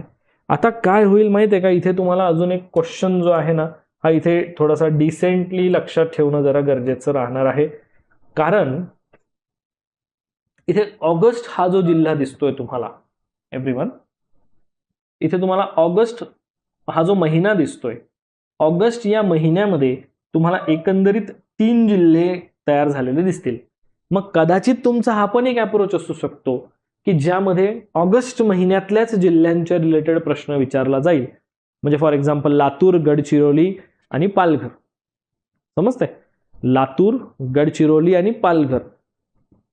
आता हे काय बरं अप्रोच आहे की हे 3 जिल्हे असे आहेत की जे ऑगस्ट महिन्यात विभाजित झालेले आहेत. दिसते वर्ष वेगवेगळं आहे बट मात्र महिना ऑगस्टच आहे, बरोबर की नाही? सो असाही एक अप्रोच तुम्हाला इथे विचारला जाऊ शकतो किंवा असाही एका अप्रोचवर तुमचा प्रश्न तयार होऊ शकतो, ही एक प्रोबॅबिलिटी झाली ज्याचा आपण विचार करून ठेवायला पाहिजे. बरं, अजून काय विचारलं जाऊ शकतं सर आम्हाला अशा पॉइंटवर?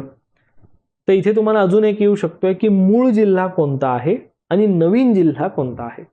म्हणजे कोणत्या जिल्ह्याचं विभाजन होऊन नवीन जिल्हा तयार झाला, तर हा मूळ जिल्ह्यांचा आणि नवीन जिल्ह्यांचा जोडा लावाचा पण प्रश्न येऊ शकतो, किंवा नवीन जिल्हा आणि तुमचं वर्ष याचा पण एखादा प्रश्न तुम्हाला विचारला जाऊ शकतो. सो ही प्रोबॅबिलिटी आहे किंवा ही एक प्रकारची शक्यता आहे असं मी या ठिकाणी म्हणू शकतो. कळलंय सर्वांना? एव्हरीवन?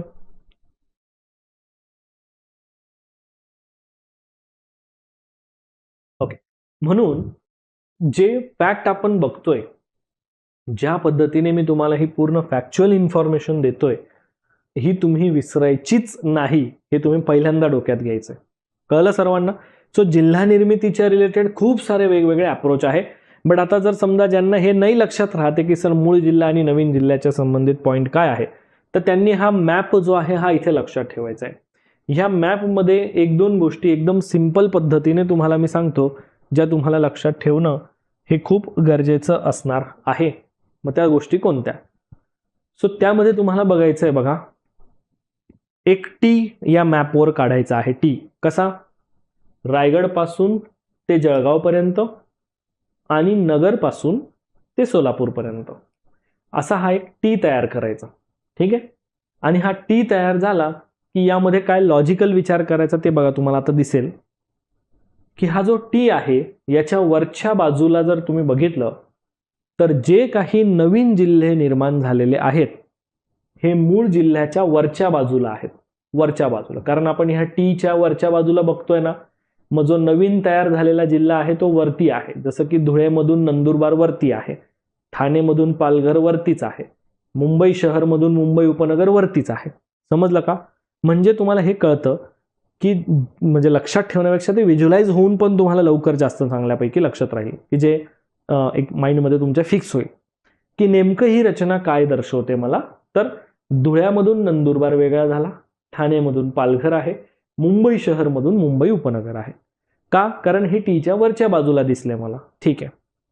आता ह्या टीची ही लेफ्ट हँड साईड म्हणजे ही खालची बाजू आहे, बरोबर? महाराष्ट्राच्या मॅपनुसार आणि टी नुसार खालची बाजू आहे. मग इथे काय होतंय की जो नवीन तयार झालेला जिल्हा आहे तो खालचा आहे. आता इथे तर तुम्ही बघितलं तर एकच जिल्हा तयार आहे सर, की जो रत्नागिरीमधून सिंधुदुर्ग आहे. मग सिंधुदुर्ग हा खाली आहे, मग रत्नागिरीमधून सिंधुदुर्ग, कारण हा टीच्या या खालच्या बाजूकडे आहे म्हणून मग तो आपल्याला त्या पद्धतीने लक्षात ठेवायचा. मग सर ही टीची राईट हँड साईड आहे, मग टीच्या राईट हँड साईडचा जर तुम्ही विचार केला तर ह्या टी राईट हँड साईडला तुम्हाला एक गोष्ट दिसेल की जे राईटचे जिल्हे आहेत, नवीन तयार झालेले जे जिल्हे असतील ते राईट हँड साईडला असतील. जसं की औरंगाबादमधून जालना म्हणजे आजचा छत्रपती संभाजीनगर राईट हँड साईडला आहे जालना, उस्मानाबादमधून लातूर जो की राईटला आहे, परभणीमधून हिंगोली जो राईटला आहे, अकोल्यामधून वाशिम की जो जवळपास राईटलाच आहे, चंद्रपूरमधून गडचिरोली राईटला आहे, भंडारामधून गोंदिया राईट हँड साईडला आहे. सो एकंदरीत तुम्ही ही डायग्राम जर बघितली किंवा एकंदरीत तुम्ही हा मॅप जर बघितला तर तुम्हाला लक्षात ठेवायला खूप सोपं होईल की नेमकं या मॅप ओरिएंटेशनने किंवा ह्या मॅपला व्यवस्थित ॲनलाइज केल्याने तुम्हाला कळेल की टॉपिककडे आपण कशा दृष्टीने बघायला पाहिजे, की जेणेकरून कमीत कमी वेळामध्ये जास्तीत जास्त इन्फॉर्मेशन आपण त्यापासून ग्रॅब करू शकतो. समजतंय? सो ज्यांना ते थिअरी पॅटर्नने लक्षात ठेवायचं असेल तर तुम्हाला मी जो आपला मागचा चार्ट जो दाखवला होता ना जिल्हा निर्मितीचा, तर तुम्ही त्या चार्ट बेसिसवर पण करू शकतात, किंवा जर तुम्हाला समजा मॅप बेसिसवर अभ्यासायचं असेल तर तुम्ही या टाईपमध्ये मॅप पण अभ्यासू शकतात. नुकसान काहीच नाही, म्हणजे जे आहे ते प्रॅक्टिकलच अभ्यास आहे, याचा तुम्ही जरा एकंदरीत व्यवस्थित विचार करून घ्या. ओके, आय होप आता तुम्हाला इथपर्यंत पॉईंट व्यवस्थित लक्षात आलाय. आता यामध्ये तुम्हाला एक मोस्ट इम्पॉर्टंट पॉईंट जो मला सांगायचा आहे तो म्हणजे की महाराष्ट्राचा प्रशासकीय जे विभाग आहेत तर त्या प्रशासकीय विभागांची जी रचना आहे ती कशी आहे. आता ओव्हरऑल आपण म्हणू शकतो की महाराष्ट्र ज्यावेळेस स्थापन झाला 1 मे 1960 रोजी, तर महाराष्ट्र स्थापनेच्या वेळेला महाराष्ट्रामध्ये प्रशासकीय विभाग जे होते ते होते टोटल 4. महाराष्ट्रामध्ये त्यावेळेस जिल्हे जे होते ते होते टोटल 26. महाराष्ट्रात तालुके जे होते ते होते 235. ठीक आहे, ही झाली त्यावेळेसची रचना. पण आजच्या दिवसाला जर तुम्ही बघितलं तर आजच्या दिवसाला काय दिसतंय? आज मला प्रशासकीय विभागांची संख्या दिसते 6. महाराष्ट्रात जिल्ह्यांची संख्या दिसते ती म्हणजे 36 आणि तालुक्यांची संख्या दिसते ती म्हणजे 355. आयोगाने जर तुम्हाला समजा प्रश्न विचारला आणि पर्यायामध्ये 358 उत्तर दिलेलं जर असेल तर 358 हे पर्याय तुमचा चुकीचा म्हटला जाईल, हे लक्षात ठेवा. समजतंय? कारण 355 हे महाराष्ट्रातले ऑफिशियल तालुके आहेत. हे जे 3 तालुके आहेत हे अनऑफिशियल आहे की जे फक्त प्रशासकीय कामासाठी स्थापन केलेले आहेत, याचा तुम्ही विचार करायचा. समजलं? फक्त प्रशासकीय कामासाठी आहेत. मग तुम्ही म्हणा सर मग ते 3 तालुके कोणते? सांगतो, ते पण सांगतो मी तुम्हाला. ते 3 तालुके आहेत तुमचे ए, बी आणि सी या नावाने तुम्ही त्याला लक्षात ठेवू शकतात.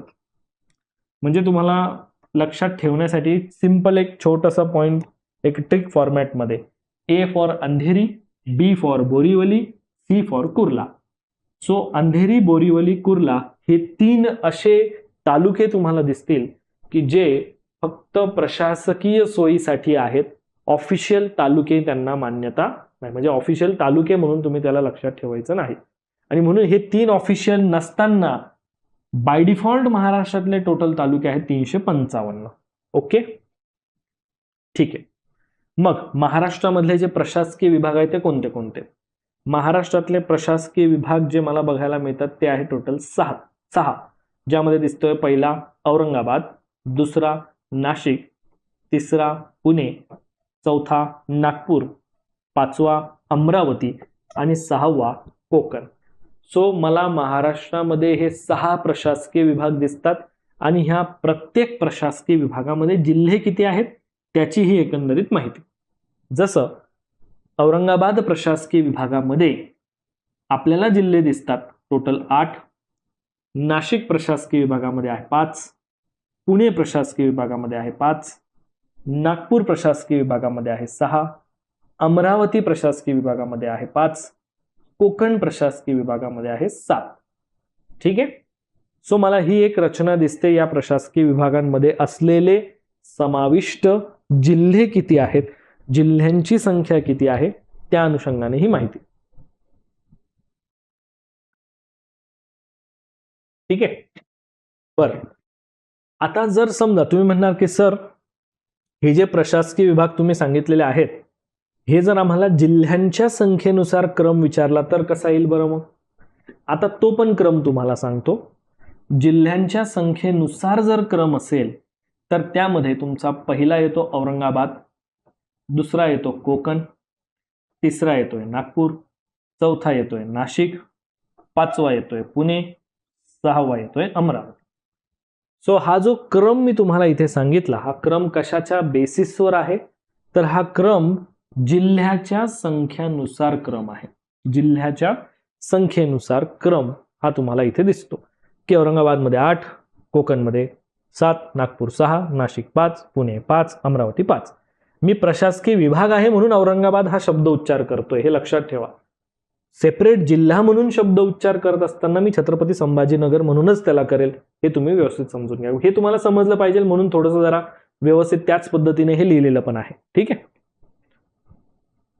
तालुका संख्या निहाय जर मला क्रम विचारला की प्रत्येक प्रशासकीय विभागामध्ये तालुक्यांची संख्या किती आहे, प्रत्येक प्रशासकीय विभागामध्ये तालुक्यांची संख्या किती आहे, त्यानुसार जर प्रश्न असेल तर मला सर्वात जास्त तालुके दिसत आहेत औरंगाबाद, दुसरे नागपूर, तिसरा पुणे, चौथा अमरावती, 5वा नाशिक, 6वा कोकण. सो औरंगाबाद प्रशासकीय विभागामध्ये 76 हे मला टोटल या ठिकाणचे तालुके बघायला मिळतात, म्हणजे त्या ठिकाणी असलेली तालुक्यांची ही संख्या आहे. नागपूर प्रशासकीय विभागामध्ये बघितलं तर 64, पुणे प्रशासकीय विभागामध्ये बघितलं तर 58, अमरावती प्रशासकीय विभागामध्ये बघितलं तर 56, नाशिक प्रशासकीय विभागामध्ये बघितलं तर 54 आणि कोकण प्रशासकीय विभागामध्ये एकूण तालुके आहेत 47. आणि जे 3 तालुके आहेत जे अनऑफिशियल आहेत ते आहेत तुमचे अंधेरी, बोरिवली आणि कुर्ला. आता जर तुम्ही हे 3 पण ऍड केले तर 358 होतील. हे 3 ऍड नाही केले तर तुमची संख्या होते 355. आले का बघा बरं व्यवस्थित जरा. हे 3 जे आहेत हे अनऑफिशियल आहेत, ठीक आहे, जे ऑफिशियल नाही आहेत. मग मात्र जर तुम्ही हे ऑफिशियल तालुक्यांची संख्या बघितली तर 355. म्हणून आयोगाने जर प्रश्न विचारला तर तुमचं 355 हे उत्तर असलं पाहिजे, ना की 358. एकदा प्रश्न येऊन पण गेलेला आहे ज्यावेळेस आयोगाने स्वतः 355च उत्तर हे योग्य सांगितलेलं होतं. आता यामध्ये प्रशासकीय विभागांचा पॉइंट आपण बघतोय ना, तर यामध्ये एक पॉइंट लक्षात ठेवा की जिथे तुम्हाला प्रशासकीय विभागांचा क्षेत्रफळ किती आहे, त्यांचं क्षेत्र महाराष्ट्राच्या एकूण भौगोलिक क्षेत्रफळापैकी किती आहे, ठीक आहे, प्रशासकीय विभागाचं नाव, त्यामध्ये असलेले जिल्हे क्रमाने दिलेले आहेत, ते जिल्हे सुद्धा क्षेत्रफळानुसारच क्रम दिलेला आहे. सो ही माहिती एकदम व्यवस्थित बघा, यावर प्रश्न मोस्टली तयार होतात. की आता जसं मी बोललो की महाराष्ट्रातले प्रशासकीय विभाग, किती प्रशासकीय विभाग आहेत महाराष्ट्रामध्ये? एकूण टोटल 6 प्रशासकीय विभाग आहेत, ठीक आहे. 6 प्रशासकीय विभागांमध्ये जर बघितलं तर क्षेत्रफळानुसार क्रम लावत असताना पहिला आहे औरंगाबाद प्रशासकीय विभाग, दुसरा आहे नाशिक, तिसरा आहे पुणे, चौथा आहे नागपूर, 5वा आहे अमरावती, 6वा आहे कोकण. सो हा जो क्रम मी तुम्हाला सांगतोय हा पूर्ण क्रम हा सिक्वेन्सनुसार आहे, क्षेत्रफळानुसार. म्हणजे जर तुम्हाला समजा प्रशासकीय विभाग आणि क्षेत्रफळ यांचा जोड्या विचारलं, विधान विचारलं तरी उत्तर देता येईल. मात्र मोस्ट प्रोबॅबिलिटी जी येते ती कुठे येते की पर्टिक्युलर प्रशासकीय विभागाने महाराष्ट्राच्या भौगोलिक क्षेत्रफळापैकी किती टक्के क्षेत्र व्यापलेलं आहे. मग जर सर्वाधिक क्षेत्र बघितलं तर औरंगाबाद प्रशासकीय विभागाचं आहे की जे 21.06% एवढं क्षेत्र दिसतंय. आणि सर्वात कमी जर बघितलं तर ते कोकण बघायला मिळतो, कारण क्षेत्रफळाच्या दृष्टीने कोकण प्रशासकीय विभाग हा सगळ्यात लहान विभाग मला दिसतो.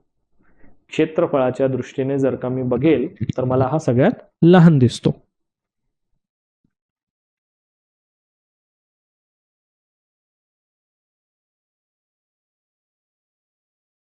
समजतंय सर्वांना?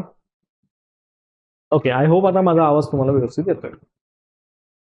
आता जसं मी तुम्हाला सांगितलं की औरंगाबादने महाराष्ट्राच्या भौगोलिक क्षेत्रफळापैकी 21.6%, नाशिकने 18.70%, पुण्याने 18.60%, नागपूरने 16.69%, अमरावतीने 14.95% आणि कोकणने 10%. सो एक गोष्ट लक्षात ठेवा, ह्या गोष्टीवर तुमचा क्रम आधारित प्रश्न पण येऊ शकतो बरं का. क्रम असेल किंवा जोड्या लावा असेल किंवा योग्य जोडीचा पर्याय निवडा, या टाईपचा पण तुमचा इथे प्रश्न फॉर्म होऊ शकतो. त्यामुळे त्याचाही विचार करून ठेवा, ठीक आहे. किंवा प्रशासकीय विभागांचा पण डायरेक्टली तुम्हाला क्रम विचारला जाऊ शकतो. जसं मी बोललो की ऑलरेडी क्षेत्रफळानुसार आहे, सो तो प्रश्न झाला. किंवा तुम्हाला असाही प्रश्न विचारला जाऊ शकतो, जसं क्रम मी तुम्हाला सांगितला ह्या बेसिसवर पण तयार होऊ शकतो. जर क्रम विचारला तर मी ऑलरेडी याचा क्रम जिल्ह्यांच्या संख्येनुसार जो क्रम दिलाय तो तुम्हाला मी इथे दिलेला आहे बघा, दिसतोय का? हा जिल्ह्यांच्या संख्येनुसार क्रम, इथे तालुक्याच्या संख्येनुसार क्रम. म्हणून क्रमाचा प्रश्न ह्या माहितीवर पण येऊ शकतो, म्हणून मी तुम्हाला इथे ॲरो देऊन टाकलेला आहे की जेणेकरून तुम्ही लक्षात ठेवणार. आता बघा, प्रत्येक प्रशासकीय विभागामध्ये कोणते कोणते जिल्हे समाविष्ट आहेत ते पण इथे दिसणार आपल्याला. आणि त्यामध्ये पर्टिक्युलर जिल्ह्यांपैकी त्या प्रशासकीय विभागामध्ये सगळ्यात मोठा जिल्हा कोणता, सगळ्यात छोटा जिल्हा कोणता, हे क्रमाने दिलेलं आहे, ठीक आहे. आणि त्या पर्टिक्युलर प्रशासकीय विभागामध्ये पर्टिक्युलरली तो स्वतः जिल्हा कितव्या क्रमांकावर येतो क्षेत्रफळाने ते पण दिलेलं आहे. ठीक आहे. बरं, औरंगाबाद प्रशासकीय विभागामध्ये क्षेत्रफळानुसार आता हा क्रम आहे, हा तुम्हाला दिसतोय बघा, मी वरती लिहिलेला आहे, हा उतरता क्रम आहे, हा उतरता क्रम आहे. आणि इकडनं जर इकडे आले तर हा तुमचा चढता क्रम होतो. ठीक आहे. म्हणजे तुम्हाला या बेसिसवर प्रश्न आले तर तुम्ही इथल्या इथेच हे लक्षात ठेवू शकतात, म्हणून मी तुम्हाला तसं दिलेलं आहे. जसं आता बीड हा सगळ्यात मोठा जिल्हा मला दिसतोय, बीड सगळ्यात मोठा, नंतर नांदेड, नंतर औरंगाबाद, जालना, उस्मानाबाद, लातूर आणि परभणी आणि हिंगोली. यामध्ये बीड हा सगळ्यात मोठा जिल्हा आहे आणि हिंगोली हा सगळ्यात छोटा जिल्हा आहे. आणि विशेष जोडीनुसार पण प्रश्न येऊ शकतो तुम्हाला की औरंगाबाद प्रशासकीय विभागामध्ये सगळ्यात मोठा आणि सगळ्यात छोटा जिल्ह्यांचा योग्य जोडीचा पर्याय ओळखा. मग पर्यायामध्ये दिलं जाईल बीड नांदेड, औरंगाबाद जालना, परभणी हिंगोली, बीड हिंगोली. ठीक आहे. मग तुमचं योग्य उत्तर असेल बीड हिंगोली सगळ्यात मोठा आणि सगळ्यात छोटा या स्वरूपामध्ये तुमचं उत्तर. बरं, त्याच्यानंतर नाशिक प्रशासकीय विभागामध्ये जर बघितलं तर नाशिक प्रशासकीय विभागामध्ये नगर सगळ्यात मोठा आणि नंदुरबार सगळ्यात छोटा. आणि नाशिक प्रशासकीय विभागामध्ये स्वतः नाशिकचा दुसरा क्रमांक लागतो. ठीक आहे. बरं, त्यानंतर आहे पुणे, पुणे प्रशासकीय विभाग. पुणे प्रशासकीय विभागामध्ये जिल्हे आहे टोटल 5, त्यात पुण्याचाच क्षेत्रफळानुसार पहिला क्रमांक आणि कोल्हापूरचा सगळ्यात शेवटचा क्रमांक. म्हणजे पुणे, सोलापूर, सातारा, सांगली आणि कोल्हापूर. पुणे सगळ्यात मोठा क्षेत्रफळानुसार पण पुणेच येतो त्याच्यामध्ये पहिलाच, आणि कोल्हापूर सगळ्यात छोटा. नागपूर प्रशासकीय विभागामध्ये सगळ्यात मोठा जिल्हा आहे गडचिरोली, नंतर आहे चंद्रपूर, नागपूर. नागपूर प्रशासकीय विभागात नागपूरचाच क्रमांक आहे तिसरा, त्यानंतर आहे वर्धा, गोंदिया आणि सगळ्यात छोटा जिल्हा भंडारा. ठीक आहे. बरं, अमरावती प्रशासकीय विभागामध्ये अमरावतीचा क्षेत्रफळानुसार 5वा क्रमांक लागतोय आणि ह्या प्रशासकीय विभागामध्ये जिल्हे आहेत 5, त्यात सगळ्यात मोठा जिल्हा आहे यवतमाळ. आणि अमरावती प्रशासकीय विभागामध्ये अमरावती जिल्ह्याचाच क्रमांक जर बघितला तर तो आहे तुमचा दुसरा, बुलढाणा आहे तिसरा, अकोला आहे चौथा, वाशिम आहे 5वा. वाशिम हा सगळ्यात छोटा जिल्हा आहे औरंगाबादमध्ये. कोकण प्रशासकीय विभागामध्ये जिल्ह्यांची संख्या आहे टोटल 7, की ज्या 7 जिल्ह्यांमध्ये सगळ्यात मोठा आहे रत्नागिरी, नंतर रायगड, पालघर, सिंधुदुर्ग, ठाणे, मुंबई उपनगर आणि सगळ्यात छोटा जिल्हा जो आहे तो आहे मुंबई शहर.